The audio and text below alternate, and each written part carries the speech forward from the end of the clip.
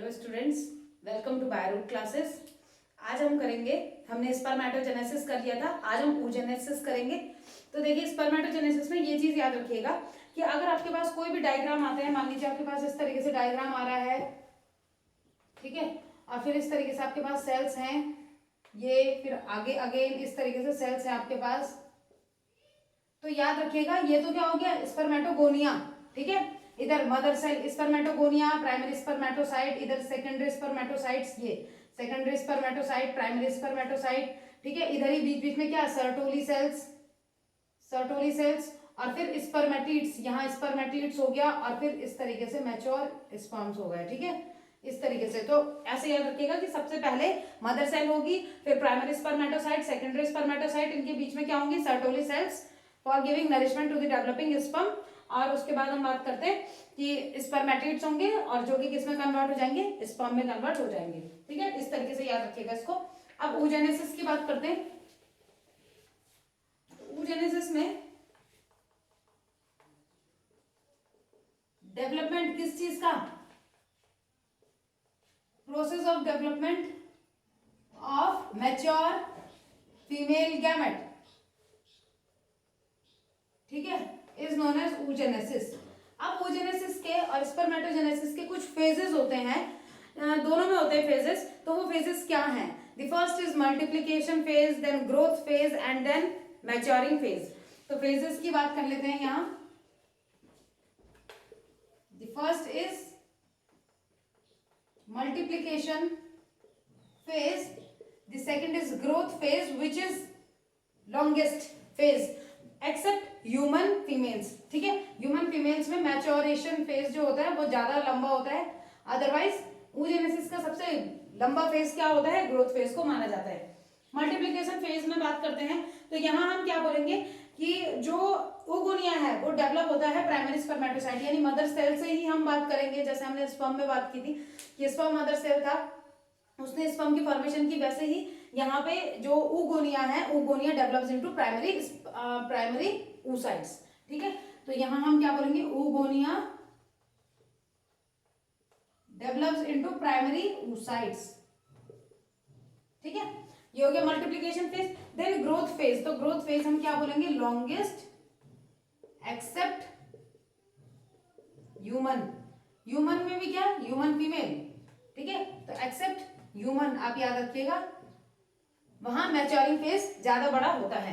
अब अगर मैं ग्रोथ फेज की ही बात करूं तो growth phase is divided into two सब फेजेस। ठीक है, कि ग्रोथ फेज में दो सब फेजेस होते हैं।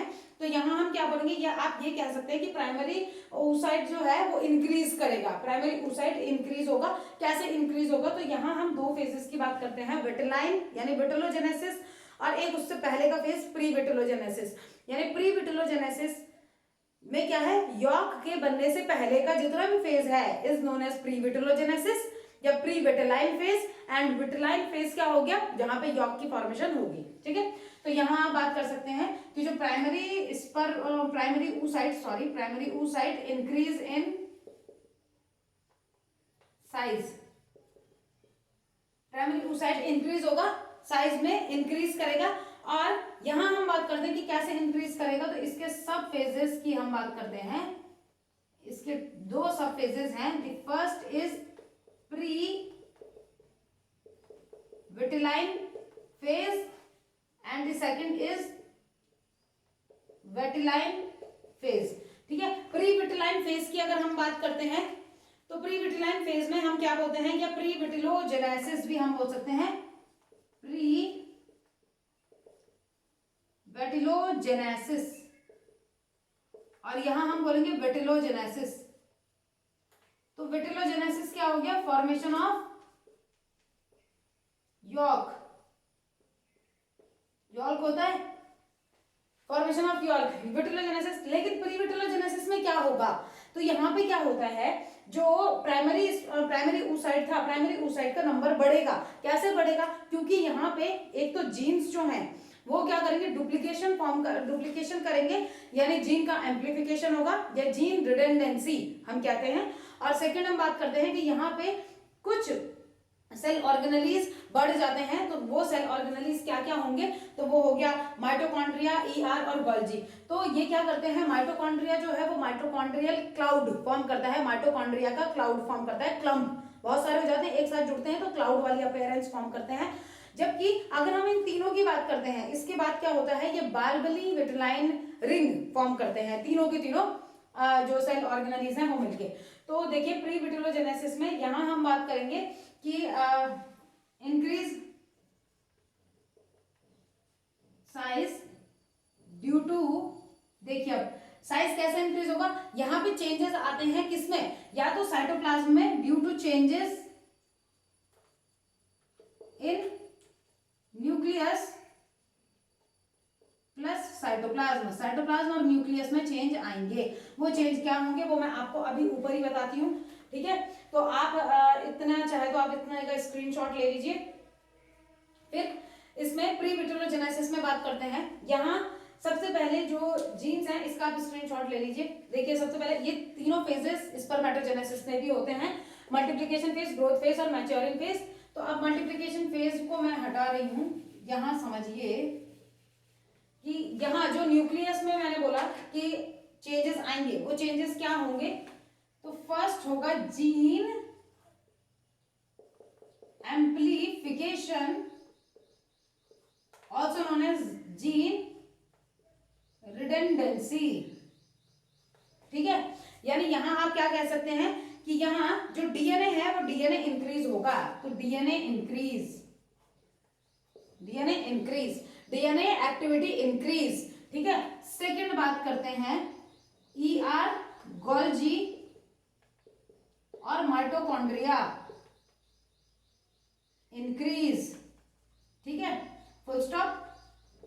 माइटोकॉन्ड्रियल क्लाउड बनेंगे, बहुत सारे माइटोकॉन्ड्रिया जुड़ जाएंगे, माइटोकॉन्ड्रियल क्लाउड फॉर्म, ठीक है, ये फॉर्म होंगे। और क्या होता है, ये तीनों के तीनों जो हैं, ये तीनों के तीनों क्या करेंगे, मिलके आपस में क्या करते हैं, ये एक रिंग बनाते हैं which is known as Balbiani ring. तो उस बाल्बनी रिंग को हम क्या कह देते हैं, बाल्बनी विटिलाइन रिंग, ठीक है। तो तीनों के तीनों अरेंज होंगे और एक रिंग की फॉर्म में, तो बाल्बनी विटिलाइन रिंग।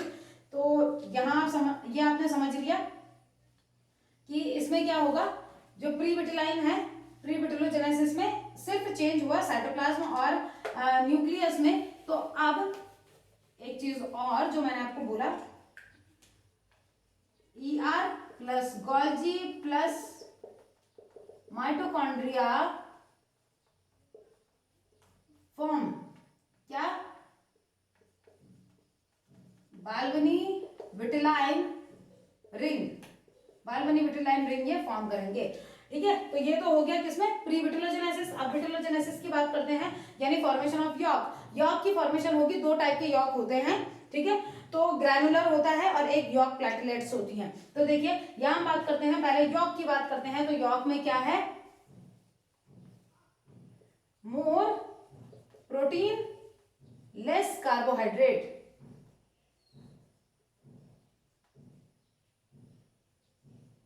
लेस कार्बोहाइड्रेट, ठीक है। मोर प्रोटीन है, लेस कार्बोहाइड्रेट है। और अगर मैं दो टाइप के यॉक की बात करती हूं, तो फर्स्ट इज ग्रैनुलर यॉक, ठीक है। तो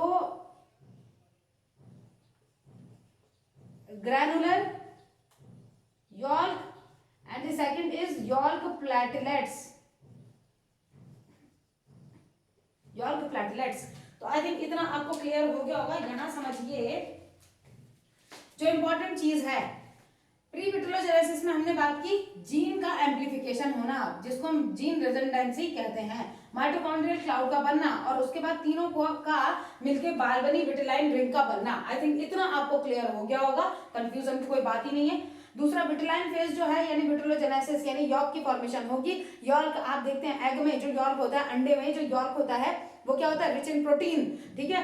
तो प्रोटीन रिच वो है, कार्बोहाइड्रेट इसमें कम होता है। दो टाइप के यॉर्क होते हैं, ग्रैनुलर यॉर्क और यॉर्क प्लेटलेट्स, ठीक है। तो ये हो गया आपका ग्रोथ फेज भी कंप्लीट। बट हम यहाँ पे बोलते हैं कि जो अगर ह्यूमन फीमेल है तो हम वहाँ पे ग्रोथ फेज को बहुत लॉन्ग नहीं कह रहे हैं, अदरवाइज हम और स्पीशीज में लॉन्ग कह रहे हैं। वाई, तो समझिए यहाँ हम बोल रहे हैं कि हमारा यॉल्क के हिसाब से अगर हम बात करते हैं तो जिनमें नहीं प्रेजेंट होता उनको हम एलिसिथल कहते हैं, यानी ह्यूमन का जो एग होता है, ह्यूमन फीमेल का जो एग होता है उसको एलिसिथल कैटेगरी में हम रखते हैं, यानी उसमें यॉल्क प्रेजेंट नहीं है, ये बहुत ही कम प्रेजेंट है। ठीक है, तो ये हो गया। तो इसीलिए क्योंकि यॉर्क की फॉर्मेशन नहीं होनी तो प्रीविटिलोजेनेसिस फेज भी ये बहुत ज्यादा नहीं बनेंगे, नहीं होंगे, तो इतना टाइम नहीं लगेगा। मैच्योरिंग फेज जो है हाँ वो ह्यूमन फीमेल में ज्यादा होता है। तो मैच्योरिंग फेज की बात करते हैं, आप इतने का स्क्रीनशॉट ले लीजिए। अब उसके बाद मैच्योरिंग फेज में दो चीजें होती हैं।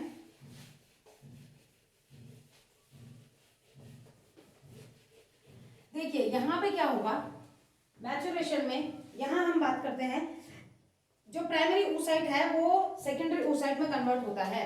इसका मैं बता रही हूं, primary oocyte change into secondary oocyte, ठीक है, कन्वर्ट होगा। लेकिन यहां पे क्या होता है, जो ह्यूमन फीमेल में एग्स की अगर हम बात करते हैं तो जितने भी एग्स थे वो एम्ब्रियोनिक स्टेज में बन चुके होते हैं। ठीक है, कैसे जो फॉलिकल्स हैं वो एम्ब्रियोनिक स्टेज में बन चुके होते हैं, लेकिन वो अरेस्ट रहते हैं का डिप्लोटिंग फेज में अरेस्ट रहते हैं। फिर उसके बाद जब प्यूबर्टी के बाद हम बात करते हैं तो डिप्लोटिंग स्टेज को छोड़ के वो मेटाफेज तक तो आ जाता है, बट मेटाफेज में फिर वो अरेस्ट हो जाता है तब तक जब तक कि फर्टिलाइजेशन नहीं होता। ठीक है, तो यहाँ अब हम बात करेंगे मेटाफेज जो है, तो मेटाफेज प्रमोटिंग फैक्टर यानी यहाँ पे होगा। तो आप ये समझिए कि प्राइमरी oocyte सेकेंडरी oocyte में कन्वर्ट होगा, सेकेंडरी oocyte ओवम में कन्वर्ट होगा, plus polar body, secondary polar body बनाएगा वो।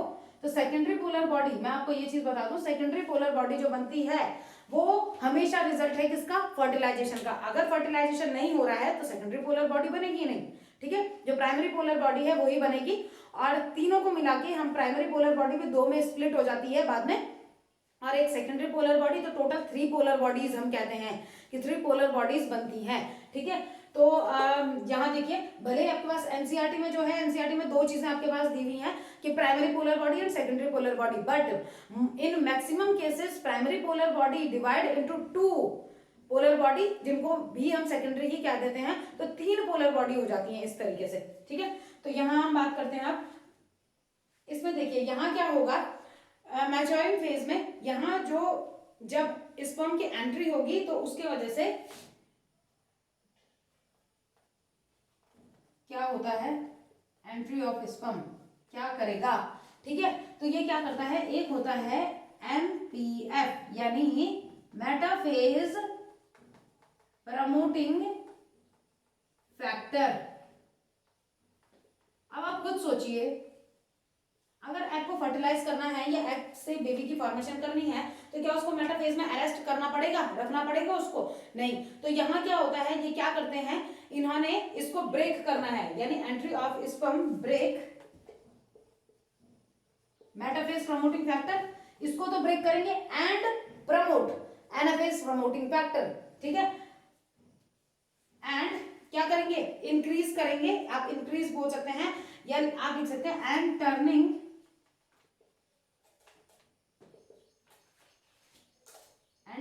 टू APF यानी एनाफेज प्रमोटिंग फैक्टर। समझ रहे हैं कि एनाफेज प्रमोटिंग फैक्टर का मतलब क्या हुआ? देखिए, मेटाफेज को तो हमने छोड़ना था क्योंकि उसमें तो अरेस्टेड था। जो हम एग की बात करते हैं तो एग तो अरेस्टेड है, वहां पे हमें अरेस्टेड फॉर्म में थोड़ी रखना है उसको। अगर हम ये चाह रहे हैं कि क्या हो, वो डेवलप हो, किसमें, वो बेबी में कन्वर्ट हो, वो डेवलप हो, एम्ब्रियो बनाए, तो हमको मेटाफेज को तो छोड़ना पड़ेगा ही। तो मेटाफेज को छोड़ के वो क्या करता है, एनाफेज प्रमोटिंग फैक्टर को प्रमोट करता है। ये इंपॉर्टेंट चीज है, दोबारा एक बार बता रही हूँ आपको। ग्रोथ, अगर हम मैच्योरिंग मल्टीप्लिकेशन फेज की बात करते हैं तो oogonia develops into primary oocytes। ठीक है, उसके बाद बात करते हैं ग्रोथ फैक्टर या ग्रोथ फेज की बात करते हैं। तो ग्रोथ फेज में हम क्या कह रहे हैं कि जो 2 फेजेस इसमें आते हैं, वैसे ये सबसे लंबा माना जाता है, बट उनमें जिनमें एग के अंदर यॉल्क बहुत अच्छी अमाउंट में प्रेजेंट है। जैसे अगर हम बात करते हैं बर्ड्स की तो सेंट्रोलिसिथल एग के सेंटर में बहुत ज्यादा यॉल्क प्रेजेंट है। ठीक है, तो ऐसे अलग अलग टाइप के होते हैं, माइक्रोलिसिथल, मेगालिसिथल एग्स, तो इस तरीके से डिफरेंट डिफरेंट टाइप के होते हैं। तो लेकिन ह्यूमन फीमेल में अगर बात करें तो यॉल्क बहुत कम प्रेजेंट है या नहीं प्रेजेंट है, तो ए लिसिथल हम बोल देते हैं। तो वहां पे प्री विटिलोजेनेसिस इतना ज्यादा होने की जरूरत नहीं है, विटिलोजेनेसिस होने की जरूरत नहीं है। प्री विटिलोजेनेसिस में चेंजेस कहाँ आएंगे, एग के न्यूक्लियस में और उसके साइटोप्लाज्म में, यानी जो न्यूक्लियस है वहां पे डीएनए अपनी एक्टिविटीज को बढ़ा देगा, अपने नंबर्स को बढ़ा देगा, जीन का डुप्लीकेशन होगा, डीएनए का डुप्लीकेशन, एम्प्लीफिकेशन होगा, रिडंडेंसी हो जाएगी। ठीक है, फिर नेक्स्ट तीन जो सेल ऑर्गेनेल्स हैं यानी ईआर, गोल्जी एंड माइटोकॉन्ड्रिया, ये इंक्रीज करेंगे साइज में और माइटोकॉन्ड्रिया क्लाउड्स फॉर्म कर देगा पहले, और उसके बाद ये तीनों के तीनों मिलके क्या करेंगे, बालबनी विटिलाइन रिंग की फॉर्मेशन कर देते हैं। ठीक है, और लास्ट है मैच्योरिंग फेज। तो मैच्योरेशन फेज में क्या होता है, ये आप यहाँ पे लिख भी सकते हैं, लॉन्गेस्ट इन ह्यूमन फीमेल। ठीक है, ह्यूमन इसलिए लिख रही हूँ क्योंकि ह्यूमन में होता है ये लॉन्गेस्ट। प्राइमरी oocyte था, वो सेकेंडरी oocyte में कन्वर्ट हुआ, ओवा में कन्वर्ट हो गया फाइनली, और यहाँ कैसे करके कन्वर्ट हुआ, तो जो ये है ये किस में अरेस्टेड रहते हैं, ये मेटाफेज में अरेस्ट रहते हैं। तो एंट्री ऑफ स्पर्म क्या करेगा, मेटाफेज को हटाएगा, एनाफेज को लेके आएगा। अदरवाइज अगर ऐसा नहीं हुआ तो क्या होगा, तो अगर एंट्री नहीं हुई, किसकी, स्पर्म की एंट्री नहीं हुई, तो जो सेकेंडरी oocyte है वो सेकेंडरी oocyte अरेस्टेड फॉर्म में ही, कौन सी अरेस्टेड फॉर्म में, मेटाफेज, मेटाफेजिक अरेस्टेड फॉर्म में ही वो बॉडी से क्या होता है, मेंस्ट्रुअल फ्लो के थ्रू वो बॉडी से बाहर कर दिया जाता है। ठीक है, बट वो अरेस्टेड फॉर्म ही है, तो वहां पे हम ये भी नहीं कहेंगे कि सेकेंडरी पोलर बॉडी बन गई। सेकेंडरी पोलर बॉडी उस केस में कभी नहीं बन सकती। ठीक है, secondary polar body is the result of fertilisation only, ये चीज आप याद रखिएगा। तो इसका स्क्रीनशॉट आप ले लीजिए।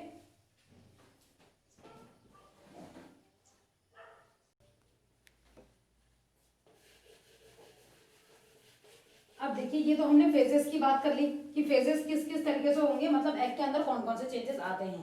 अब हम बात करते हैं कि जो oogenesis है वो oogenesis किस तरीके से होगा। ठीक है, तो यहां हम बात करते हैं कि सबसे पहले क्या होता है, फर्स्टली सम स्ट्रोमल सेल्स, कुछ स्ट्रोमा, मैंने आपको बताया था ओवरी में स्ट्रोमा आपको बताया था, तो कुछ जो स्ट्रोमा की सेल्स होती हैं वो फ्लैट हो जाती हैं और सराउंड कर दे देती हैं, became flattened and surround primary oocyte called follicular cells। ठीक है, उनको हम फॉलिकुलर सेल्स कहेंगे। अब यही फॉलिकुलर सेल्स हैं, ये फॉलिकुलर सेल्स क्या करती रहेंगी, ये बढ़ती रहेंगी, यानी इनका नंबर्स बढ़ता रहेगा। तो जोना ग्लोमेरुलोसा जो हम बोलते हैं कि ग्लोमेरुलस की लेयर बढ़ गई, तो इस तरीके से। तो फॉलिकुलर सेल्स आप याद रखिएगा कि फॉलिकुलर सेल्स में ये कन्वर्ट हो जाएंगे या फ्लैट होंगे जो प्राइमरी oocyte को सराउंड कर रहा है। तो प्राइमरी oocyte को कौन सराउंड कर रहा है, फॉलिकुलर सेल्स उसको सराउंड कर रही हैं। उसके बाद ये जो प्राइमरी oocyte है ये प्रीमोडियल फॉलिकल्स बनाता है। Then this primary oocyte form primordial follicles. ठीक है, प्रीमोडियल फॉलिकल्स यानी फॉलिकुलर सेल्स थी, उसके बाद क्या किया, प्राइमरी oocyte ने प्रीमोडियल फॉलिकल्स बनाया, और उसके बाद ये क्या करेगा, तो जोना पैलुसिडा इनके बीच बीच में दिखने लगती है। तो इस तरीके से आप कर सकते हैं।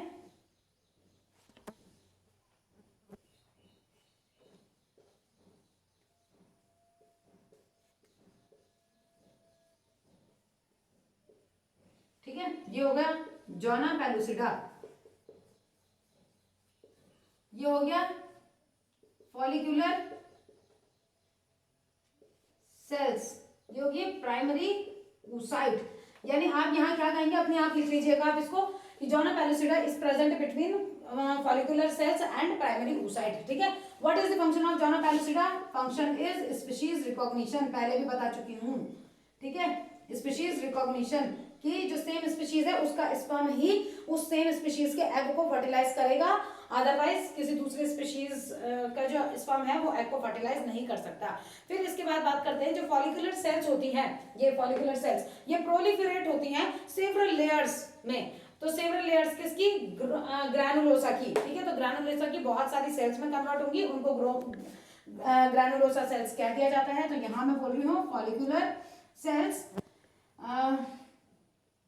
proliferate into several layers। ठीक है, into several layers granulosa, called granulosa cells. यानी आपको क्या चीज समझ आई, पहले जो स्ट्रोमा सेल्स हैं उनको कौन सराउंड करेगा, फॉलिकुलर सेल्स सराउंड करेंगे, उसके बाद वो प्रीमोर्डियल फॉलिकल्स में कन्वर्ट होंगी, उसके बाद जोना पेलोसिटा की लेयर बन जाएगी। ठीक है, इस तरीके से समझिए, follicular cells, then primordial follicles, then zona pellucida की लेयर इनके बीच में बन जाएगी। फिर फॉलिकुलर सेल्स बहुत ज्यादा अपने नंबर्स बढ़ाते रहेंगे, यानी ये जो एक लेयर दिख रही है ये बहुत सारे सेल्स नंबर्स बढ़ाते रहेंगे और क्या करेंगे, ग्रैनुलोसा सेल्स में कन्वर्ट हो जाएंगे। फिर इसके बाद अब यहाँ पे कि मैं आपको ये चीज बताऊं कि अगर हम किसकी बात करते हैं, यानी ऊगोनिया की अगर हम बात करते हैं तो ये पहले ही क्या हो चुके हैं, पहले ही बन चुके हैं और बाद में इनका क्या होता है, तो फॉर्मेशन ऑफ एग हो गया या ओवा हो गया फ्रॉम ऊगोनिया, ये इनिशिएट होता है ड्यूरिंग एम्ब्रियोनिक डेवलपमेंट। तो यहाँ हम कर रहे हैं oogonia develops in embryonic stage but arrested, ये याद रखिएगा, arrested in diplotene phase of prophase. कौन सा प्रोफेज, किस कौन से वाली प्रोफेज होती है जो 5 में डिवाइड होती है, प्रोफेज फर्स्ट या सेकंड, ऑलवेज फर्स्ट। ठीक है, तो प्रोफेज फर्स्ट, यानी आपको क्या याद रखना है कि जो ये है या ये एम्ब्रियोनिक स्टेज में स्टार्ट हो गया, अरेस्ट हो रखा है डिप्लोटीन फेज में और प्रोफेज फर्स्ट। ठीक है, तो जो फॉर्मेशन ऑफ एग या ओवा है फ्रॉम ऊगोनिया, ठीक है, ये स्टार्ट होगा, तो ऊगोनिया डेवलप्स इनटू, या ये कर सकते हैं आप कि एग या ओवा या एग फ्रॉम ऊगोनिया। ठीक है, ये स्टार्ट तो हो गए हैं लेकिन अरेस्टेड फॉर्म में है।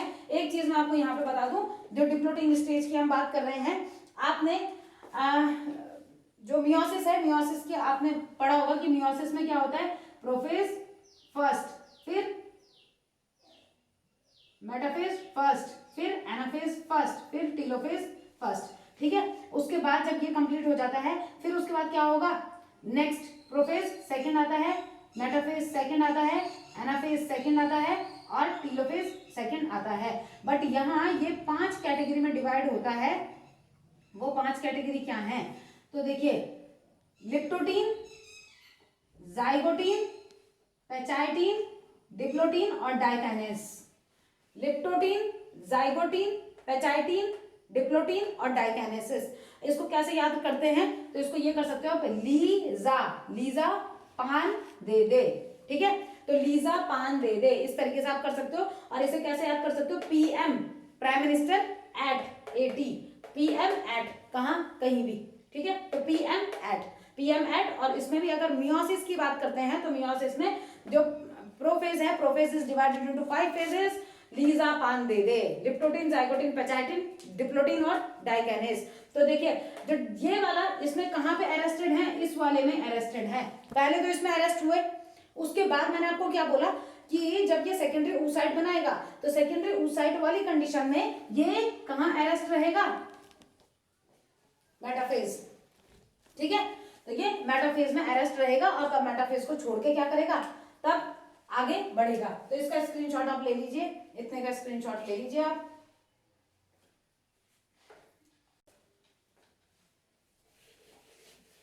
अब देखिए, तो आपने क्या याद रखना था, primary follicular cells, primordial follicle बनाया, जोना पेलोसिटा की लेयर आई, फिर ग्रैनुलोसा सेल्स, ग्रैनुलोसा की लेयर बनी। तो अब हम यहां बात करते हैं, यहां प्यूबर्टी के बाद क्या होता है, तो आफ्टर प्यूबर्टी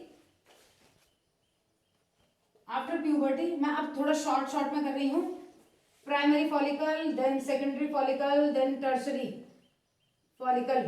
ठीक है, फॉलिकल्स बने, ये बनते ही हैं, ये आपको पता ही है कि बनते ही हैं। तो यहाँ क्या होता है, प्राइमरी फॉलिकल जो है, ये primary follicle surrounded by granulosa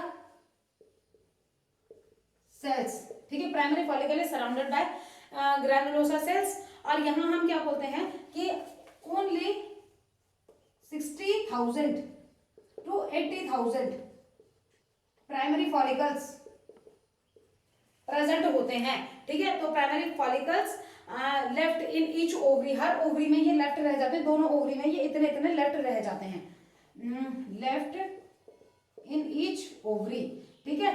तो ये तो हो गया प्राइमरी फॉलिकल का। अब हम बात करते हैं कि सेकेंडरी फॉलिकल में क्या चीज होती है। तो सेकेंडरी फॉलिकल में हम बोलते हैं यहां मोर ग्रैनुलोसा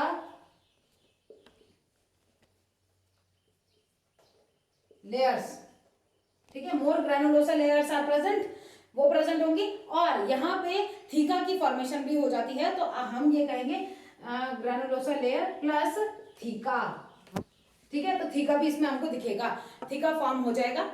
तो प्राइमरी फॉलिकल में सिर्फ आप क्या कहेंगे कि ग्रैनुलोसा की सेल्स थी, यहाँ आप कह रहे हैं कि ग्रैनुलोसा की लेयर्स बहुत ज्यादा थी, अब ज्यादा बढ़ रही हैं क्योंकि साइज बढ़ेगा ना, ओवा का साइज बढ़ेगा, तो ये हो रहा है, और थीका हो गया। यहाँ theca is divided into externa and interna and having a fluid filled cavity also. तो यहाँ हम बात कर सकते हैं कि जो मोर ग्रैनुलोसा सेल्स, ठीक है, ये layer plus theca divides into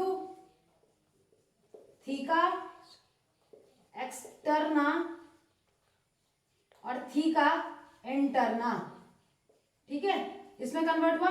plus इसके साथ साथ ए फ्लूइड फिल्ड कैविटी, एक फ्लूइड से भरी हुई cavity called antrum, called antrum, ठीक है। तो आप इसको इस तरीके से कर सकते हैं, यहां समझिए theca externa, theca interna, antrum, तीन चीजें हैं।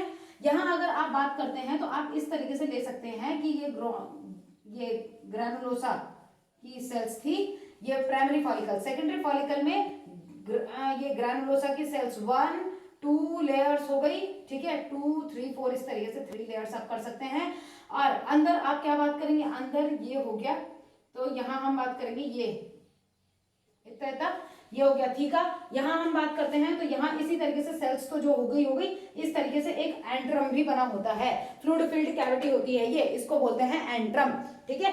तो ये इतना इतना हो गया। अब देखिए यहां समझिए, इसमें इसके बाद हम बात करेंगे कि यहाँ जो फ्लूइड फिल्ड कैविटी को तो हमने एंट्रम क्या दिया, इस एंट्रम की वजह से ही इसका जो साइज है वो साइज क्या होगा, बढ़ेगा। तो आप ये कर सकते हैं कि इसका फंक्शन क्या है, increase size of egg, egg के साइज को बढ़ाने का काम करेगा एंट्रम।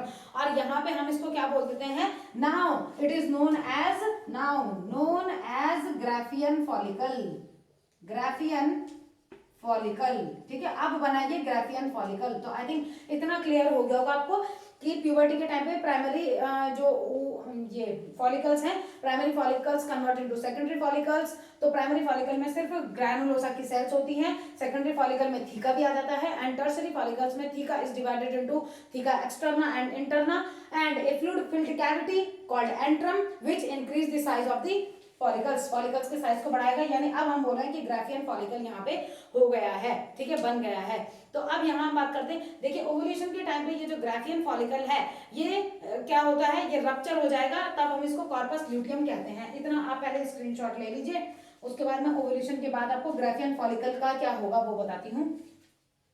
इतना स्क्रीनशॉट ले लीजिए। तो ये याद रखिएगा कि इसमें ये यहाँ थीका आ जाएगा सेकंड में, और इसमें थीका डिवाइड हो जाएगा और एंट्रम की लेयर भी आ जाएगी। एंट्रम फ्लूइड फिल्ड कैविटी है, ये याद रखिएगा। अब हम बात करते हैं, यहाँ मैंने ग्राफियन फॉलिकल की बात की, तो ग्राफियन फॉलिकल का क्या होगा, तो समझिए अब ग्राफियन फॉलिकल का क्या होगा।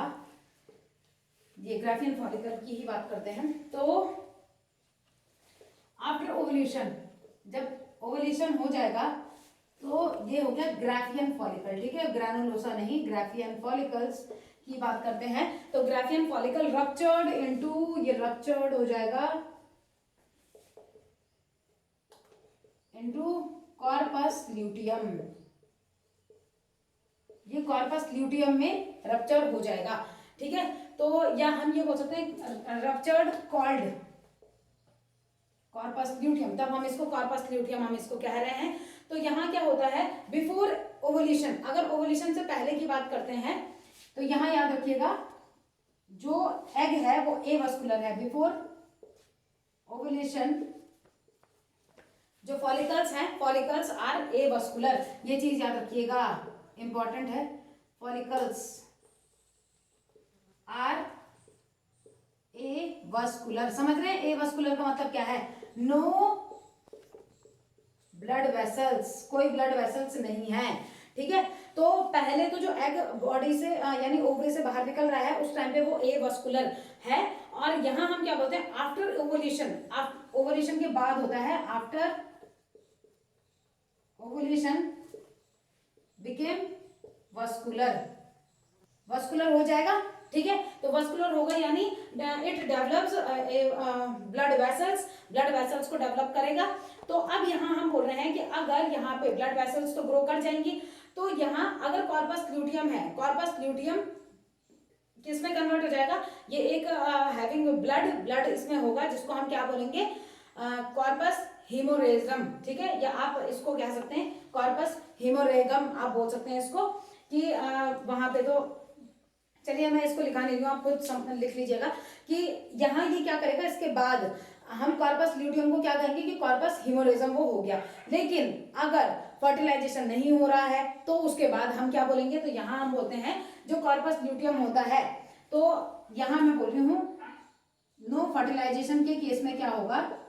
नो फर्टिलाइजेशन के केस में corpus luteum convert into corpus albicans, यानी व्हाइट या येलोइश बॉडी, ठीक है। अभी मैं मेंस्ट्रुअल साइकिल आपको इसके बाद कराऊंगी जब, तो मैं आपको तब बताऊंगी कि कॉर्पस एल्बिकन कब आता है या कब रिलीज होता है। कॉर्पस ल्यूटियम का मैं फंक्शन आपको बता देती हूँ, सीक्रीट प्रोजेस्टेरॉन। तो प्रोजेस्टेरॉन से क्या आप समझ रहे हैं कि कॉर्पस ल्यूटियम क्या करेगा? प्रोजेस्टेरॉन को अगर सीक्रेट कर रहा है तो it maintain the endometrium lining of uterus, यानी it maintain pregnancy, it help in implantation, ठीक है। तो यानी कॉर्पस ल्यूटियम के ये काम हो गए, याद रखिएगा।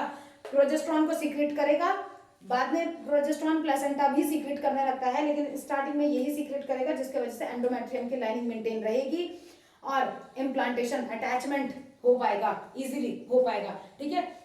तो ल्यूटियल जो होती है यानी ल्यूटियम जो है, इसी के लिए हम क्या बोलते हैं? Lutein cells. तो अगर आपके पास ल्यूटीन सेल्स करके भी आता है तो ल्यूटीन सेल्स भी क्या है? मतलब यही है, और सीक्रेट करेगी प्रोजेस्टेरॉन को, ठीक है।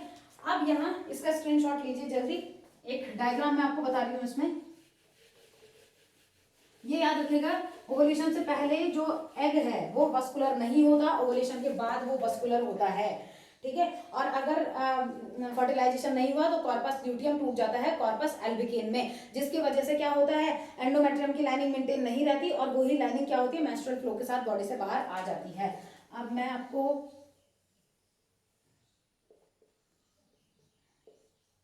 ओवरी हो गई, ये हो गए ब्लड वेसल्स, ठीक है। ओवरी का डायग्राम ये है। अब यहाँ पे ध्यान दीजिए कि यहाँ सबसे पहले क्या होगा? तो सबसे पहले इस तरीके से प्राइमरी फॉलिकल्स, ये हो गया प्राइमरी फॉलिकल, ठीक है। तो प्राइमरी फॉलिकल में क्या बताया था? ग्रैनुलोसा की लेयर होगी बट बहुत ज्यादा नहीं होती। फिर सेकेंडरी फॉलिकल में ग्रैनुलोसा की लेयर्स थोड़ी सी ज्यादा और अंदर क्या हो गया? थीका, ठीक है, सेकेंडरी फॉलिकल। उसके बाद टर्सरी फॉलिकल जिसमें एंट्रम भी है, एंट्रम यानी नोन एज टर्सरी फॉलिकल, ये टर्सरी फॉलिकल हो गया। अब टर्सरी फॉलिकल के बाद हम क्या कहते हैं कि इसके मुंह पे, मतलब इसके माउथ पे जो आ रखा है वो क्या चीज है? वो है ग्राफियन, मैच्योर ग्राफियन फॉलिकल, ठीक है। मैं सिर्फ सर्कल सर्कल बना रही हूँ। ग्राफियन फॉलिकल्स जिसको किसने पकड़ना है? यहाँ होगी फिमरी, फिमरी होती है, फिमरी पकड़ती है, तो मैच्योर ग्राफियन फॉलिकल हो गया। और इसके बाद अगर हम बात करते हैं, यानी यहाँ से ग्राफियन मैच्योर फॉलिकल जो है, और इसके बाद इसको थोड़ा सा आप इधर कर दीजिएगा, यहां से निकलता है जो एग है, एग रिलीज होता है यहाँ से, ओवा, ठीक है। एग यहां से रिलीज होता है और यहाँ क्या पाए जाते हैं? Corpus luteum. यहाँ कॉर्पस ल्यूटियम पाए जाते हैं विच सीक्रेट्स प्रोजेस्टेरॉन, और तब प्रोजेस्टेरॉन भी यहाँ से कहाँ जाएगा, फैलोपियन ट्यूब, देन यूट्रस में आ जाएगा और एंडोमेट्रियम की लाइनिंग को मेंटेन करने का काम करेगा। तो ये हो गया किसका, जो ओवरी है, ओवरी का सेक्शन हो गया आपका। ठीक है, तो ये याद रखिएगा कि ब्लड वेसल्स हैं, प्राइमरी फॉलिकल अभी यहाँ पे इन पे नहीं है ब्लड वेसल्स, ठीक है, लेकिन ब्लड वेसल्स ओवरी के साथ अटैच हैं। Secondary follicle, tertiary follicles became Graafian, mature Graafian follicle, तब ओवर रिलीज होगा, उसको फिमरी पकड़ लेंगी और कॉर्पस ल्यूटियम प्रोजेस्टेरॉन बनाएगा। अगर फर्टिलाइजेशन नहीं हुआ तो कॉर्पस ल्यूटियम पहले ही टूट जाएगा। और फिर हम मेंस्ट्रुअल साइकिल में मैं आपको बताऊंगी कि इसका क्या होता है। तो आज के लिए इतना ही करते हैं। तो जो भी, अगर आपको वीडियो पसंद आ रही है तो प्लीज लाइक कीजिए, शेयर कीजिए। कोई भी चीज आपको समझ नहीं आ रही तो प्लीज कमेंट कीजिए, मैं उसको सॉल्व करूंगी। तो आज के लिए थैंक यू सो मच।